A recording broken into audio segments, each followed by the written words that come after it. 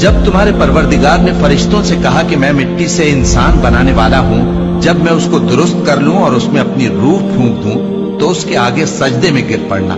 सो तमाम फरिश्तों ने सजदा किया मगर इब्लीस के वो अकड़ बैठा और काफिरों में हो गया।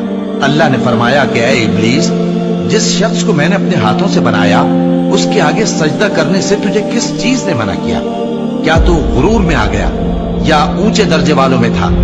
बोला कि मैं इससे बेहतर हूं कि तूने मुझको आग से पैदा किया और इसे मिट्टी से बनाया।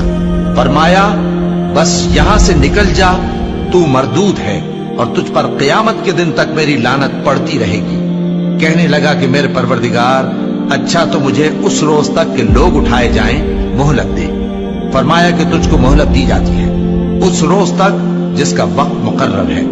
कहने लगा कि मुझे तेरी इज्जत की कसम, मैं इन सब को बहकाता रहूंगा सिवाय उनके जो तेरे चुने हुए बंदे हैं। फरमाया ठीक है, और मैं ठीक ही कहता हूं कि मैं तुझसे और जो इनमें से तेरी पैरवी करेंगे सबसे जहन्नम को भर दूंगा। ऐ पैगंबर, कह दो कि मैं तुमसे इसका सिला नहीं मांगता और न मैं बनावट करने वालों में हूं। ये कुरान तो अहले आलम के लिए नसीहत है और तुमको इसका हाल कुछ वक्त के बाद मालूम हो जाएगा।